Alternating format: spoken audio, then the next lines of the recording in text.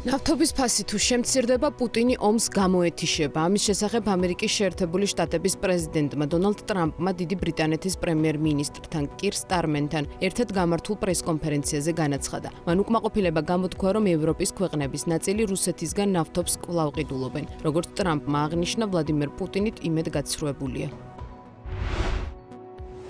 ამერიკის შეერთებულმა შტატებმა და დიდმა ბრიტანეთმა 380 მილიარდ დოლარიანი საინვესტიციო შეთანხმება გააფორმეს ბრიტანეთის საგარეო საქმეთა სამინისტროს ინფორმაციის შეთანხმების ფარგლებში. ამერიკული კომპანიები გაერთიანებულ სამეფოში 200 მილიარდი დოლარის ინვესტიციას ჩადებენ, რაც ტექნოლოგიის განვითარებას და სამუშაო ადგილების შექმნას ხელს შეუწყობს. სანაცვლოდ ბრიტანეთი ამერიკული კომპანიებისგან მრავალ მილიარდიანი ღირებულების სერვისებს შეიძენს და ქვეყანას ავიაწარმოების განვითარებაში დაეხმარება. როგორც პრეზიდენტი დონალდ ტრამპი აცხადებს, ყველა ის ქვეყანა, რომელიც ამერიკასთან პარტნიორობის გზას აირჩევს, თავადაც აუცილებლად ისარგებლებს, როგორც ეს ბრიტანეთის შემთხვევაში მოხდა.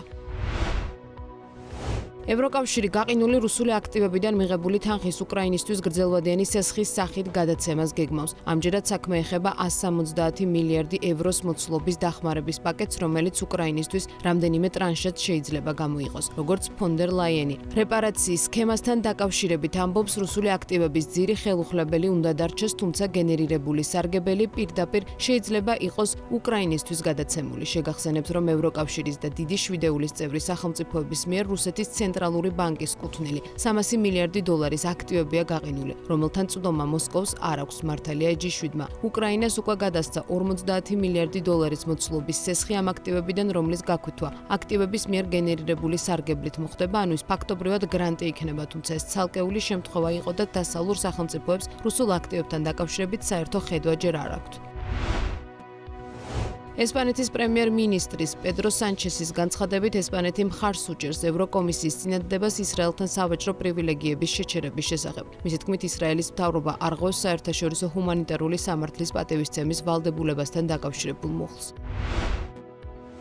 რუსეთის მეცნიერებათა აკადემიის გეოფიზიკური სამსახურის კამჩატკის ფილიალის ინფორმაციით, კამჩატკის სანაპიროსთან 7.2 მაგნიტუდის სიმძლავრის მიწისძვრა დაფიქსირდა. ინფორმაციას ამის შესახებ რუსული მედია ავრცელებს. კამჩატკის გუბერნატორმა ვლადიმირ სოლოდოვმა განაცხადა, ნახევარ კუნძულის აღმოსავლეთ სანაპიროზე ცუნამის საშიშროება არსებობს.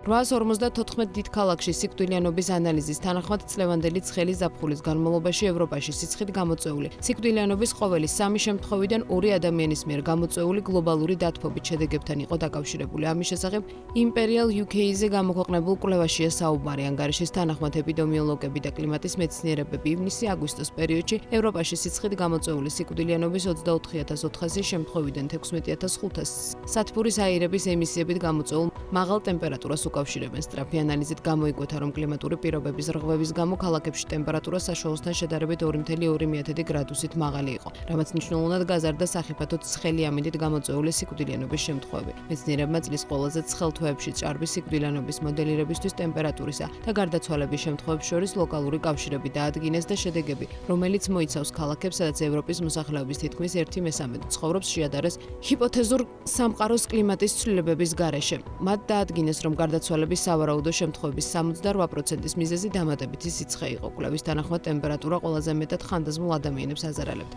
გარდაცვლილთა 85% 65 წელზე მეტი ასაკის იყო, ხოლო 51% 85 წელზე მეტი. ექიმები სიცხის ტალღების დროს ადგილობრივი სამოქმედო გეგმების შემუშავების საჭიროებაზე საუბრობენ. ქალაქებში, სადაც ცხელა მეტი მწვანე სივრცის შექმნაზე და დაუცველი ჯგუფებისთვის, როგორიცაა მოხუცებულთა თავშესაფრების მცხოვრებლები, კონდიცირების უზრუნველყოფაზე.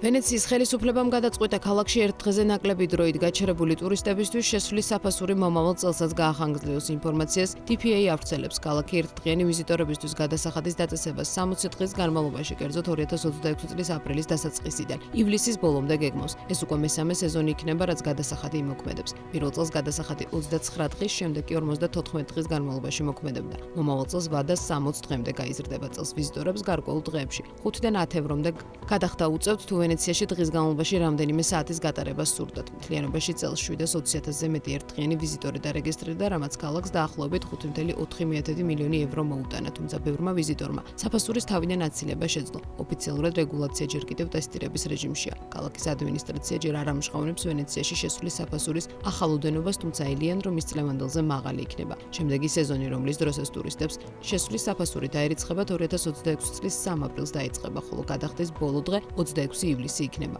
საფასური მიზნად ისახავს მასობრივი ტურიზმის უკეთ მართვას ქალაქში. ამჟამად ვენეციის ისტორიულ ცენტრში თითქმის 50,000 ადამიანი ცხოვრობს, რაც ქალაქის სასტუმრო ნომრებში არსებულ ადგილებზე ნაკლებია. სასტუმრო სტუმრები, რომლებიც უფრო დიდხანს რჩებიან, დღიური გადასახადისგან თავისუფლებიან, თუმცა ღამის თევის საფასურს იხდიან.